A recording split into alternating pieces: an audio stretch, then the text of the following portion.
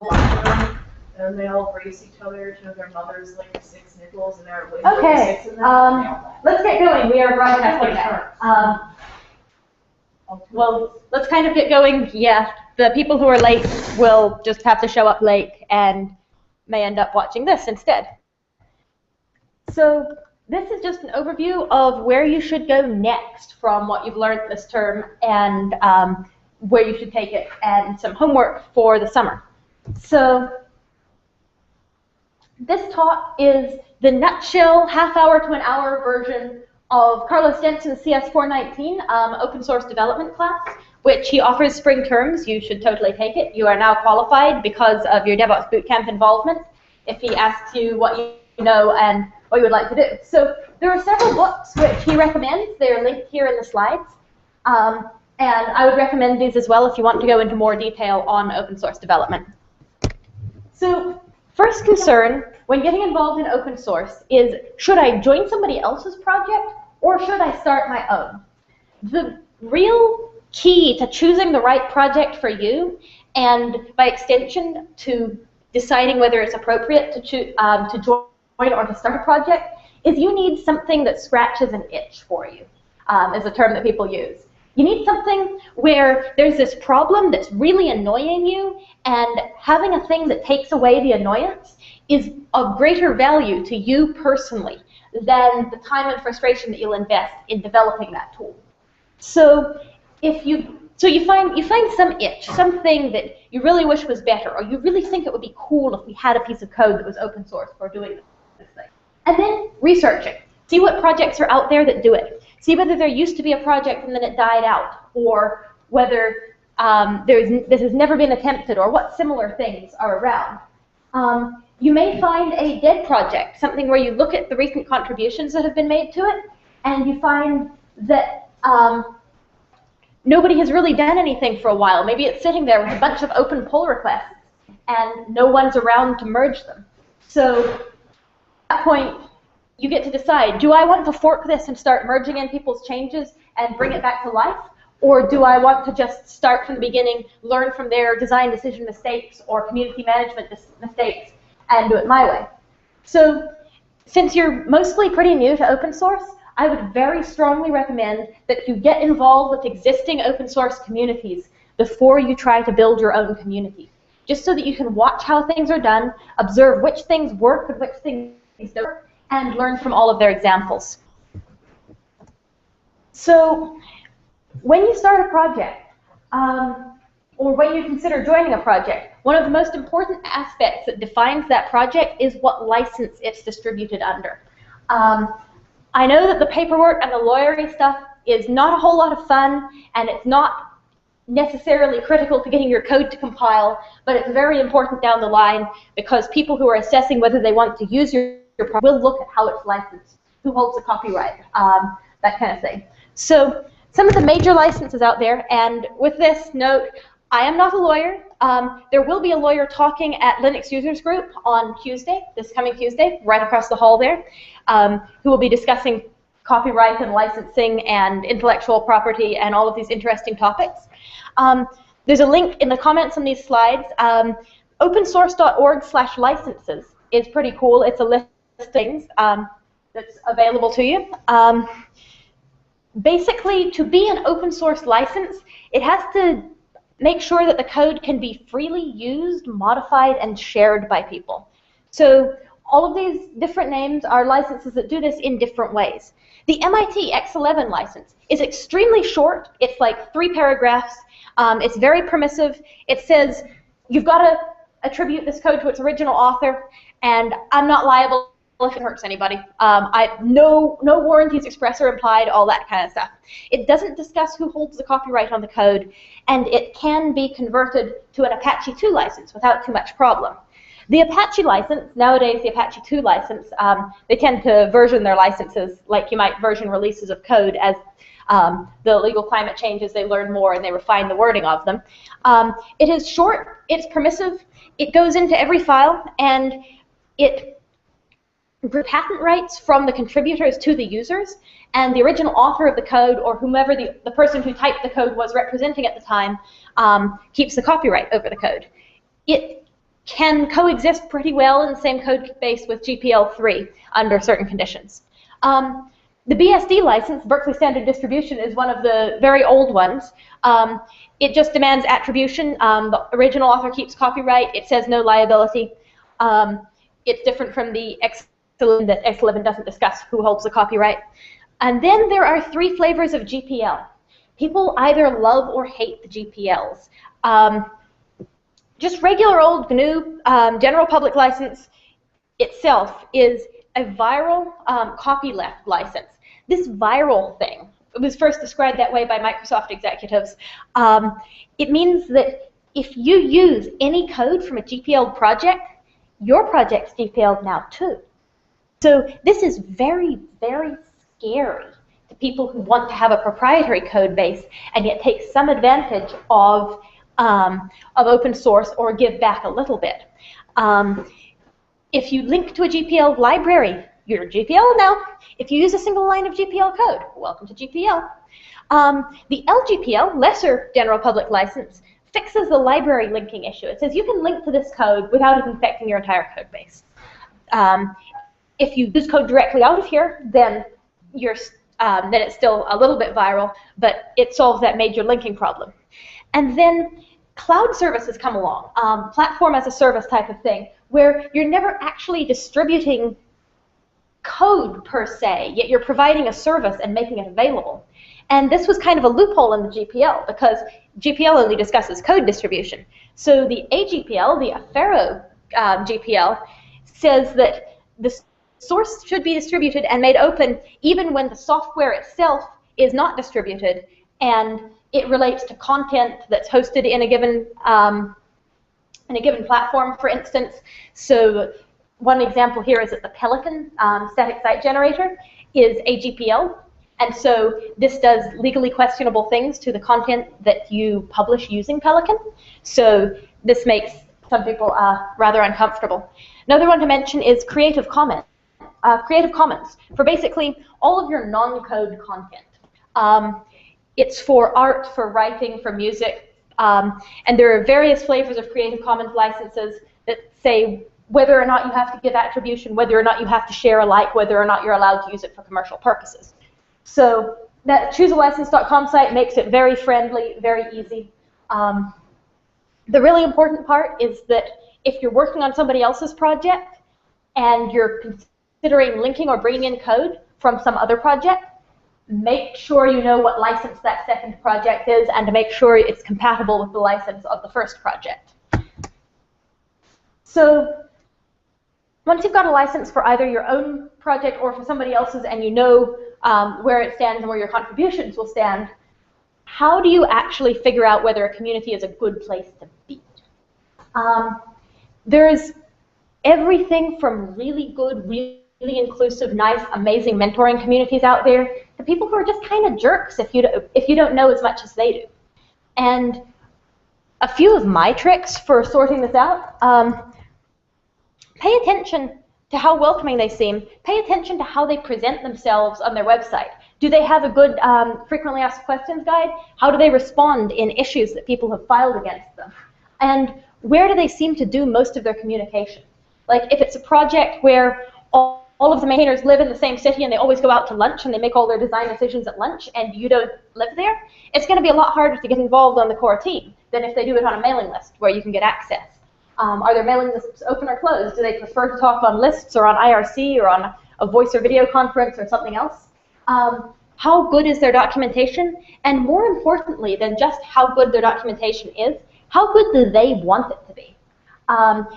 If a community really aspires to being easy to get into and to being open to everybody, and you come to them saying, hey, there's a problem in the docs, they will respond with, here, I'll help you fix that. Here's what you need to understand, and then here's some access so that you can push these changes, or they'll just fix it themselves.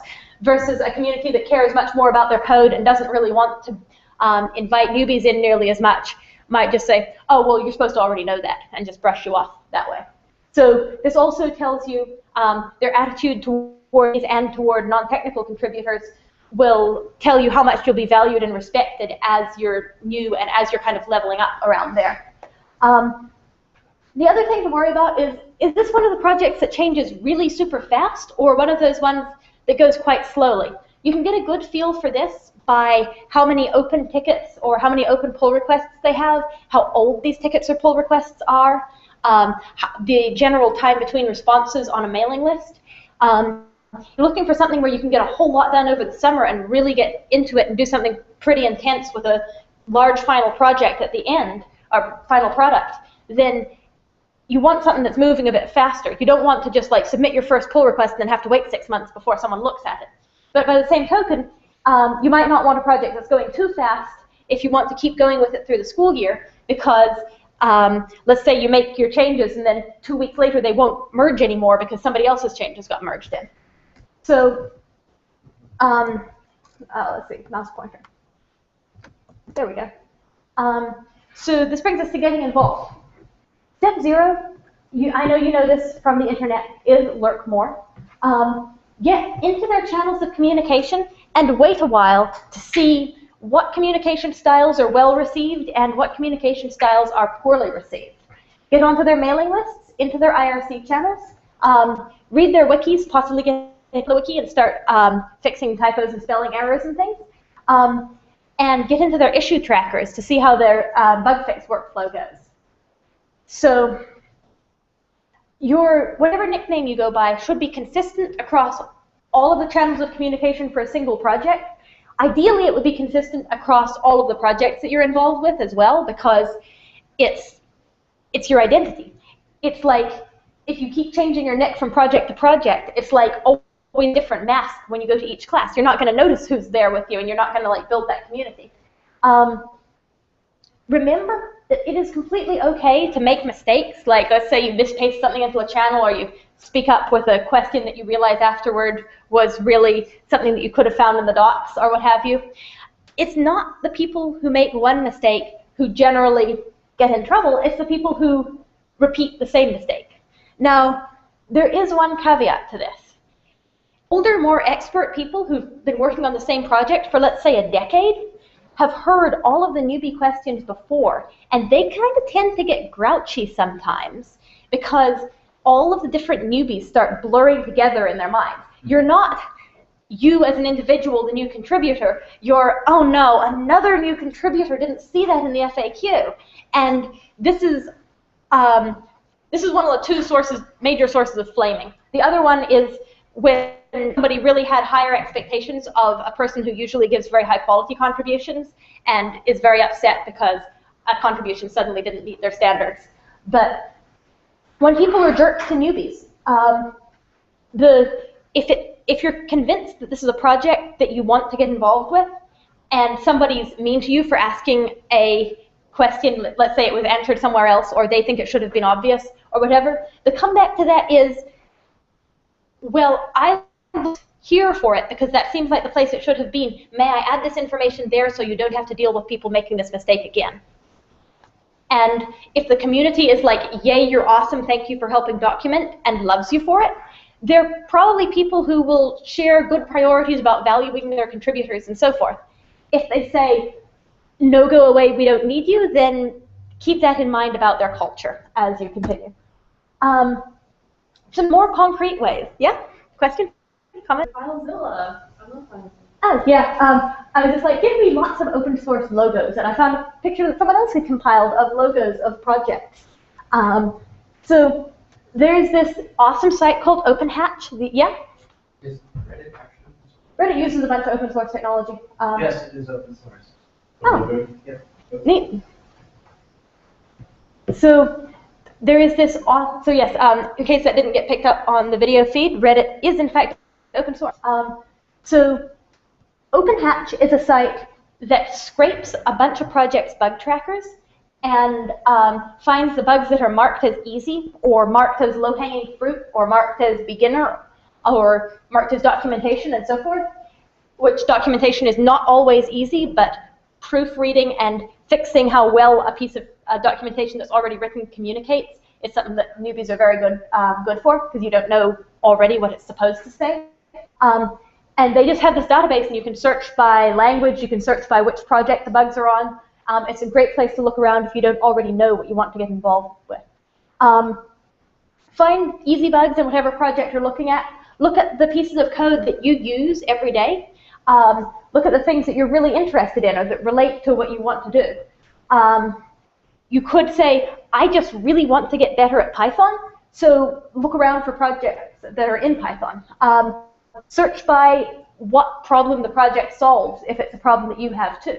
Do you want to get into web development? Maybe look at working with a website design framework. Do you want to do bioinformatics? There's a bunch of cool projects about that. There's a bunch of cool projects that do highly advanced math stuff to improve the state of scientific computing. There's a bunch of games and game design tool projects. There's basically a little bit of everything. And always bear in mind that your payment right now for having contributed is just going to be that satisfaction of knowing that the world is a better place because this problem that used to be happening isn't happening anymore.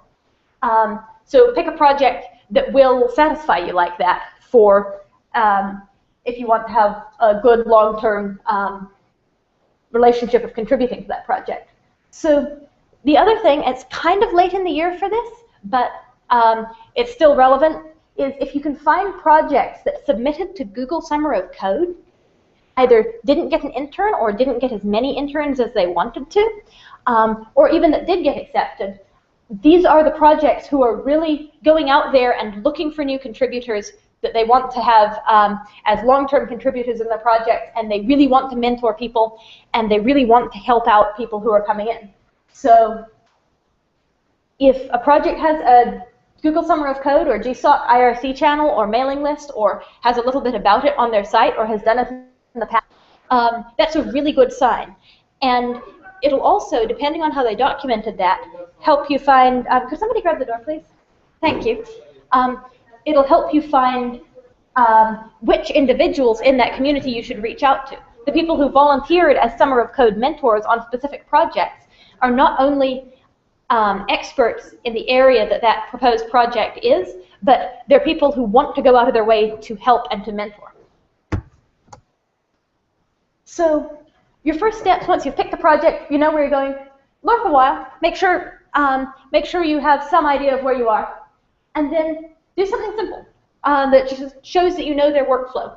Maybe find something that's untested and write a test. Maybe fix a typo in their documentation. And most importantly, there's a thing that you can only do for a project once, and that is you can look at it for the first time. If it's a project that cares about usable to people who aren't already developers on it, which most of the good projects do care about that, it's really valuable to them to get your experiences as someone who's never used it before. Try using it for the first time. Document everything that happens. If it was really hard to find the install guide, I wanted it to be linked in the site's sidebar, and yet I had to dig around through the mailing list archives to find it. That's important information for the project. If it's, well, you didn't list all your dependencies, so I had to go through and get an error that the dependency was missing and then install it and do that a dozen times to get it to run. That's really valuable information for the project. And right there, you've learned something that all of the other contributors just take completely for granted and don't notice anymore because they have their own workflows set up. And so you can fix their documentation and make the project a better place for other people coming in as well. So write the tests and fix the typos for things that you run into when you're deploying the project for the first time. This brings us to all of that is all well and good if you want to be a user or a developer on a project, but we're here to talk about DevOps. If you want to help a project out with their systems administration, it's not as straightforward and not as clear-cut a workflow, because most major sysadmin tasks, in order to really have full powers and do the things that you'll need to do sometimes, as you've noticed, you need root. And it needs to be on production machines. And people don't just hand out root, because what if you're some troll that, at least before they know you. So a few places that you can start. Many projects now will be using some form of configuration management or continuous integration testing, and that's something that you can duplicate on a VM on your laptop or a VM on Amazon Web Services, or what you prefer. So you can look at their configurations and test those and then propose changes to them. you should just start contributing however you can. Follow their setup documentation for sysadmins using their project and talk to them about that. Just get to know the people and allow them to get to know you so that they can trust you and realize that you are well-intentioned and that you're going to be here for a while. You're not just going to get root and run off and then come back later and do something terrible to their servers. And while you're doing all this, practice getting up to speed on whatever tools they happen to be using, whatever they're using for their server, whatever they're using for their configuration management and deployment. Get familiar with it so that you don't make those embarrassing newbie mistakes that we all make the first few times that we play with a particular tool on the production instance if they let you onto it. So with that outline in place, this brings us to your homework. So find a project that you want to get involved with. Find something that solves a problem that you have. There are projects for literally everything. It's a small enough group today that if you want to talk with me individually about your interests and make the claim that there is no project that's of interest to you, I can refute it. I will just put that out there, and I will put that out there to the viewers on the live stream as well. If you think that there is no open source project that's aligned with your interests, come into our IRC channel, DevOps Bootcamp on Freenode, also linked right there in the slide, and talk to me, a bit about your interests and what you enjoy doing and what you think is neat. And I will find you a project that does those things or that is directly connected to them. There are open source projects for literally everything. So once you've found that project, join their IRC channel, join into their mailing lists, get into those channels of communication for them, pull the code, and try to get the tests to run. Just getting to the point of getting the tests to run, or if they don't have tests yet, writing them a test if you're really brave and ambitious, is going to be a massive learning experience about how projects work. Find something, some bug, something that's bothering them that you can do to contribute, and then make that contribution. And stay in touch with us and our IRC channel, as always, with how your process is going, what you're running into, whether people are being nice or not, how finding the project is working for you, and so forth. So with that, I was thinking we could go through an example of how to find a project and how to get started in a project based on your interests after this, or we could just do it individually because it's quite a small group today. Does anyone have any questions about anything from this year? Yeah, I know, it's bring a huge question on you, not give you any time to think. So do you guys do pair programming stuff just for fun? So these opportunities actually, so I'll just go in order. So we have some conferences coming up. Open Source Bridge and OSCON are both in Portland. OSCON may have a way for students to get free expo hall passes. We will post that to the bootcamp mailing list. Bridge, I think, does have an admission fee that's lower for students. And for OSCON, Lance and I are giving a talk about our progress with DevOps Bootcamp and how we did it and what happened and all that. So we will have little slips that let you into at least our talk, even if you only have an expo hall pass. It's a really good time to meet companies in the area that are interested in open source. Many of them are hiring.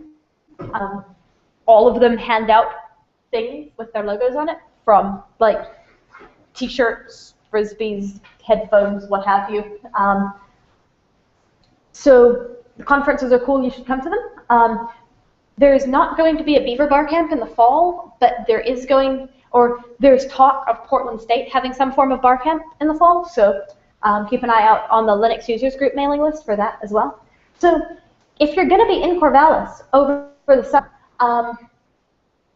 OSL doesn't currently have a tier of just volunteer contributor, but part of bootcamp is we would like to develop that tier. So we would like to work with you guys, just have you guys like come hang out, see what we do, maybe just work with us on a few problems that we solve just day to day, like fixing tickets, and talk to us about, and then we can just see as it goes along how it would fit in to give you guys some access to systems potentially, or get you involved with projects that we host who need a bit of extra help, so that you can volunteer with them and work closely with us to make, to improve their experience as a project and ours with hosting them. And then that link, the link on Please Leave Feedback, is to a feedback form. It's only one page. Well, one page if you have a big screen. It's like one page of questions and then some boxes that you can say things to us in.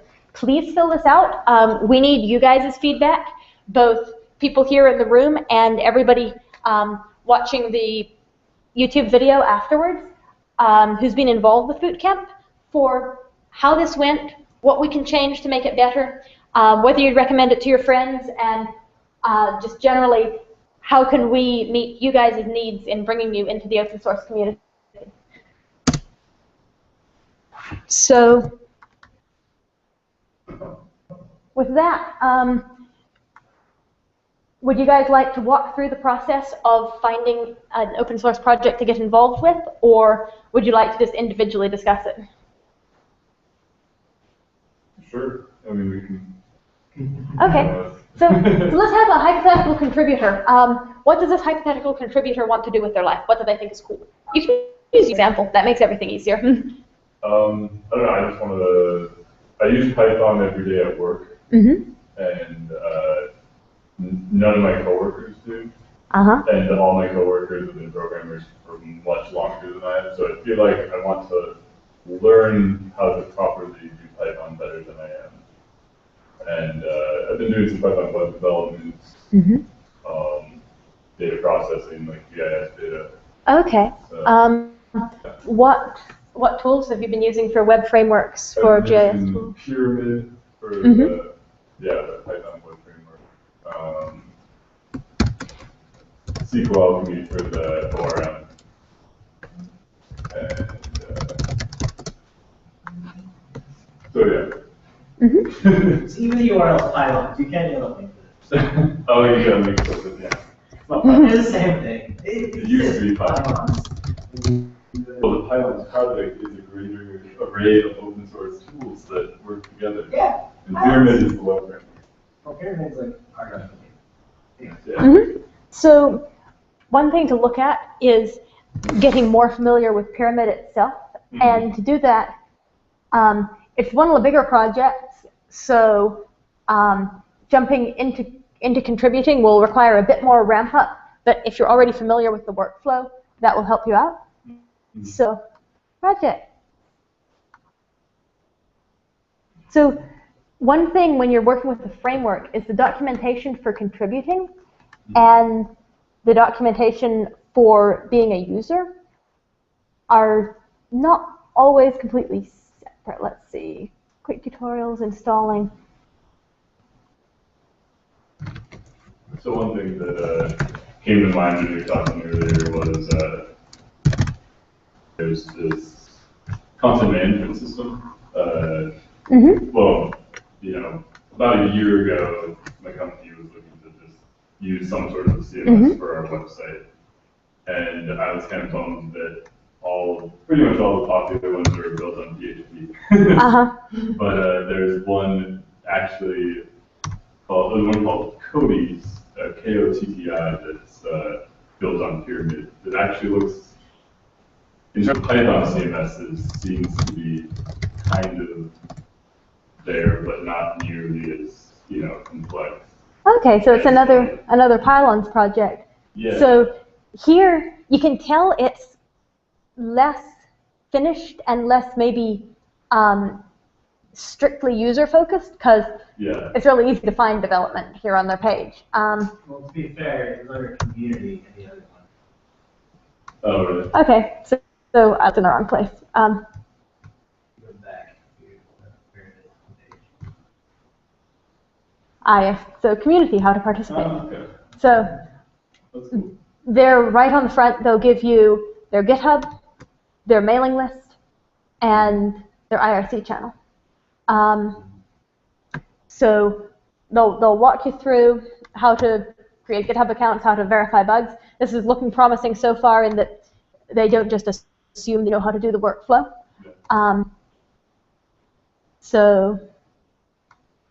here's Pyramid.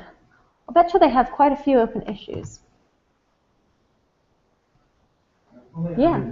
One way actually of getting involved is just scanning their issue list, especially if it's a project that you've worked with before, and either replicating bugs or teaching other people, hey, this isn't actually a bug in Pyramid, this is something that you fixed that you did wrong over here.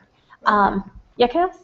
So we can't actually see any of the labels, but I know in some projects, like there will be labels saying like easy. Oh yeah, so Yeah, that's true. here they'll have, right here in the labels section, sprintable bugs are promising. Some projects will have code sprints where you try to implement a thing in a day or a couple days or however long the sprint is going for. The question ones, you might have, depending on what they are, encountered them. Bugs are generally, this really needs to be fixed, things are broken, versus enhancements are, well, it'd be nice to have, but we can keep going without it and we'll be okay.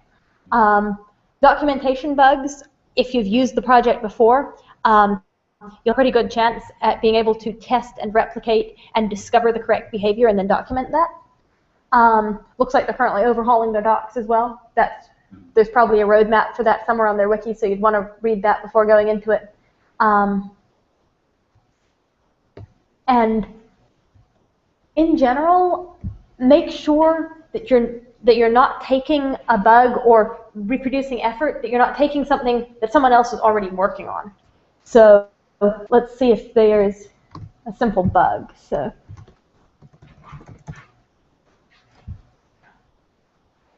the sprintable ones, again, are pretty promising. Looks like this is one where first they need somebody to confirm it, and they got someone to confirm it, and then here you've got a reference to someone who their GitHub will probably have their IRC handle, who is likely to know more about it. And then you get hints, you know? You get hints that that changing Sphinx might fix it. So then someone else tried to reproduce it and went, too many errors. So a logical next step on this particular bug would be to test it with the various Sphinx betas. First check that that information is still correct, since this is from August 23rd, nearly a year ago. Test it with the latest version of Sphinx that's now out, and see if it's still there, because it could very well have resolved itself in the past year. And then if you find, oh, it's not a problem anymore, just comment on it saying this could not reproduce in such a version of Sphinx. Maybe for a sanity check, reproduce it in the old version of Sphinx to make sure that you can reproduce it, and be like, it's fixed because Sphinx fixed itself. And then they can have one less bug in their tracker and getting engaged with their community. And you started getting a feel for who knows what in the project. So what projects do you contribute to? So I'm actually involved with several on the documentation side.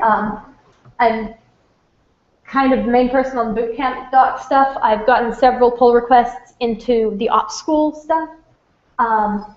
Contribute to some internal open source lab things, to contribute intermittently to Hamper Walk, which is a static site generator that makes the OSL website, or the OSU website, I'm sorry, log website. I can work, yeah, really.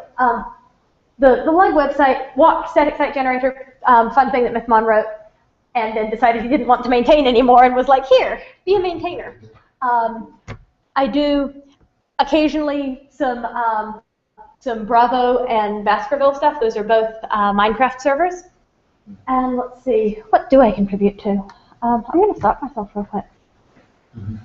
So, yeah, mostly bootcamp. I've gotten a bunch of code and examples into Lamonti language, which is a small experimental language. Well, it's small enough to be considered experimental right now. It's basically E with Python syntax. So you have the memory safety and performance of a much more advanced language that never got anywhere because it didn't have a particularly good implementation that's actually writable like Python is, and they're working on good implementations for it. It wants to brag about TriviaBot because I made many lines of changes in there fixing things up.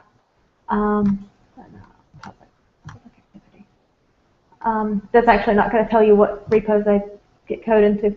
And then, yeah, docs repo. So those are the big ones. I drive by bug fix on a lot of things. Basically, anytime I use a project, I'll just, and it doesn't work for me, I will give them an issue in their tracker, give them a proposed solution. If their packages are out of date in my package manager, I'll let them know and that kind of thing. Yeah, Chaos?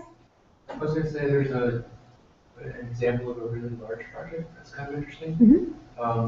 Mozilla's GitHub account has Rust, and they split out bugs, and there's so many different labels. Oh, I can't type, can I? Ah. Well, even though my caps lock key malfunctioned, this. Okay, so. But Rust is a language. Rust is a language. It's a bit like C, but it's saner about memory. It reads like C, but their tutorial starts off at pointers.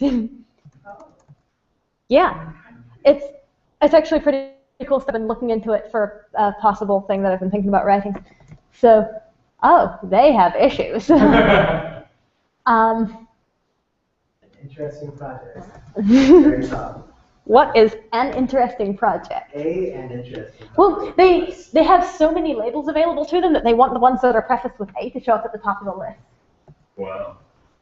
Yeah.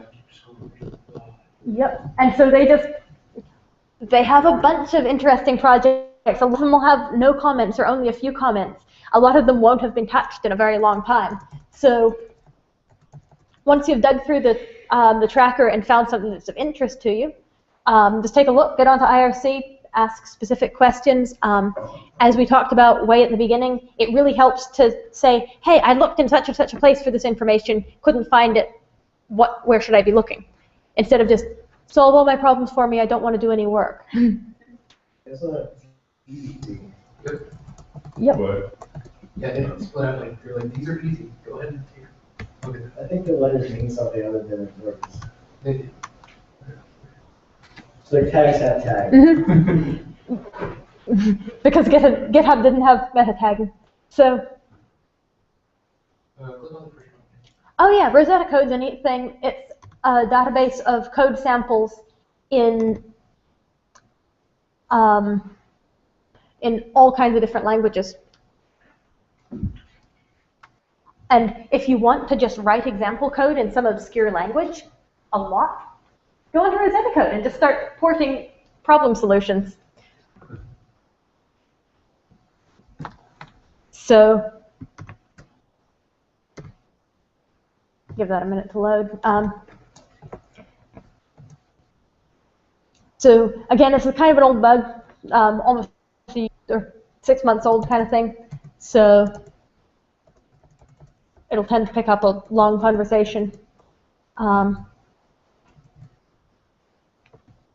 Resolution there is, it's not a priority to have them listed until 1.0, as in the Rust language itself is going to be changing so fast that you're just going to have to go rewrite your examples.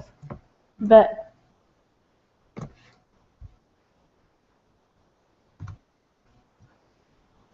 so back to easy bugs. Everybody's idea of what's easy will vary a lot.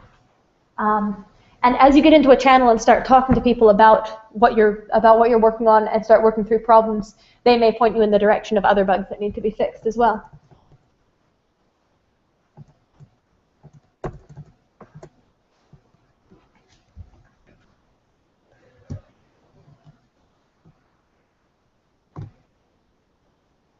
So, yeah, this is Rosetta Code.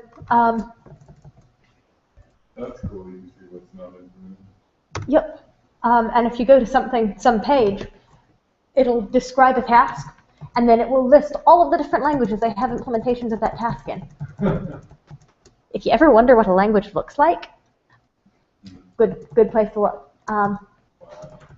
So, and it also has syntax highlighting for a lot of languages. Alcohol. Mhm. What? And scripting languages that happen to be Turing complete, and so you can just write these things in them whether or not they were meant for it.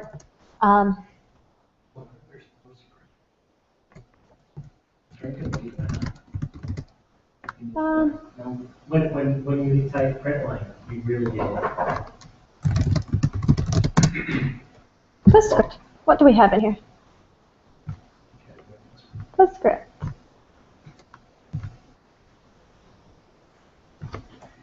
Concatenative dynamically typed language with abundant meta-language facilities. What's PostScript used for? Printing. Language printers. Here's a fizzbuzz in, well, Can we start up? Oh, PostScript as a service. fizzbuzz in PostScript.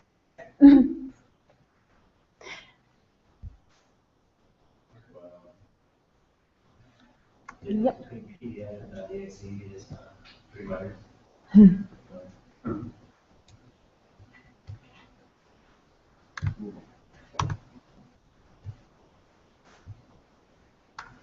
So yeah, that's Rosetta code for you. Fun times. This probably has nearly all the languages. Has various assembly.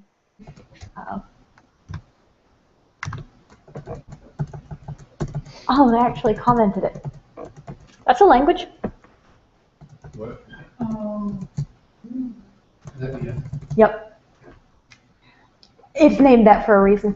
Is it supposed to be useful or is it just a joke? It serves a valuable purpose in the community. If somebody has any repos in this language, it tells you that they're the kind of person who really enjoys building things to cause other people mental anguish. Okay. And it is a, And therefore you should avoid. there are people who would take this as a compliment, and there are other people who would take this as an insult. The people who would take it as a compliment are generally the ones with the repos in it. So make of that what you will. Yeah, this one guy wrote an IRC bot in it because he wanted to. Yep. That's a thing that people do. And then some of us or some people contribute to these bioinformatics research programs that try to cure cancer. Everybody's different.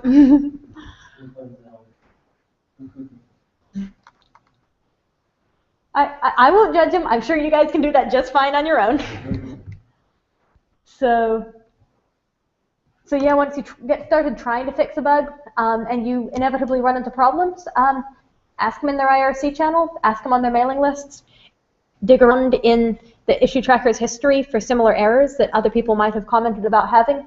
Look at their public IRC logs if they have them posted for same errors. And if you don't know how to ask a given community a given question, just come into our IRC channel and ask around.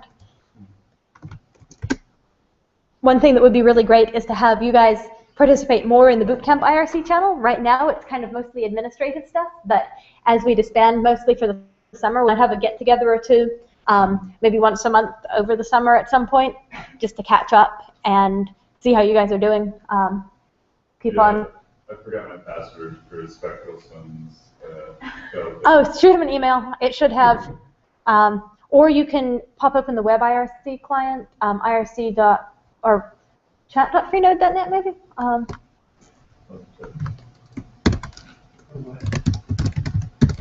Webchat.freenode.net. Yeah. And then hop into the lug channel, message Spectral, say, I forgot my password. Could you email me my password, please? And he'll be like, oh, I have now joined the ranks of the sysadmins who have users. And What channel did I jump into? OSU lug will be fine. It's national. Oh, it's a dash. OSU-lug, yeah, sorry. What is off to services? Don't worry about it. Yeah, that's, if you have a registered nickname and you want to message, nixserve, identify, and then your password and stuff, don't worry. And then you can just private message Spectral, or How do I private message? /MSG space spec tab, and then I forgot my shell account password. Please email it to me, or my username is, and then your username. Please it to the app and then email address, because he may not get back to you until you or before you close that client. Okay, so you said /MSG dash. Space /MSG space and then the nickname and then space and then the message. Okay, and just inspect the rules. If you just type SPEC tab, if you're in lug, it should autocomplete unless he fell out of the channel, which he shouldn't have. Does Bootcamp count? It should. Oh yeah, inspect this in. It's not tabbing there, but.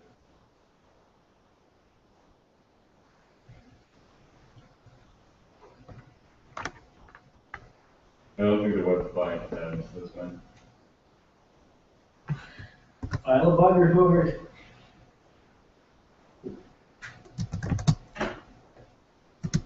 Oh yeah, maybe that's open source. Mm-hmm. I'm sure it is. Well, yeah. It's probably in Java. Freenode. Web chat. Well.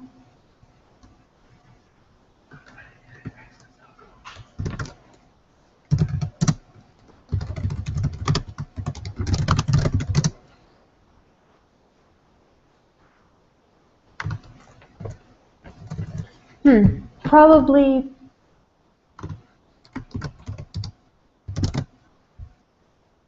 QWeb IRC. QWeb IRC.org. There we go. So, an open source IRC client designed for the QuakeNet. Here we go. Here's the client. And so, if you look at bugs here on the web chat client, they have a bunch of bugs that they need fixed. Want to help them out?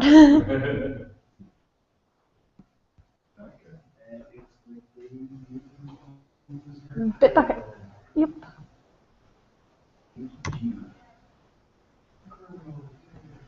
Yep. Hey now, it's better than Subversion. It's better than CVS. Just add, just said, just there. But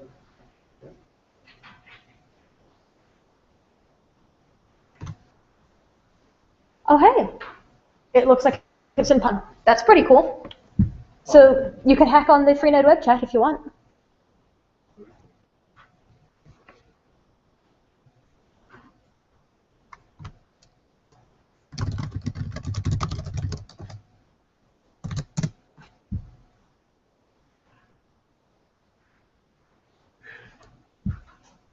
IRCClient.py.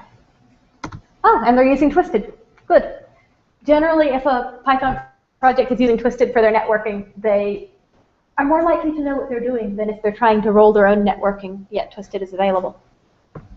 Twisted is for asynchronous tasks, right? Twisted is just the networking library, more or less. And what do you mean by networking?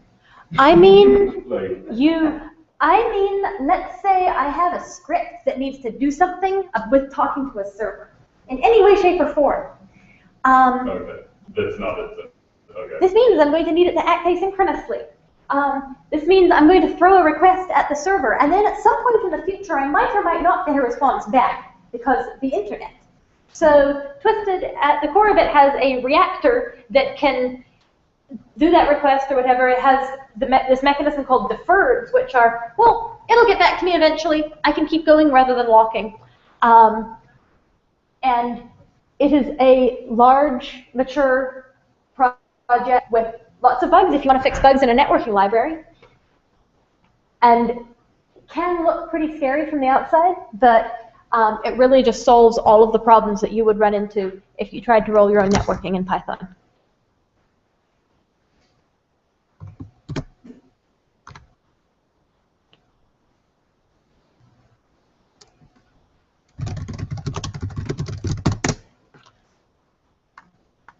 So I think that about wraps it up for tonight.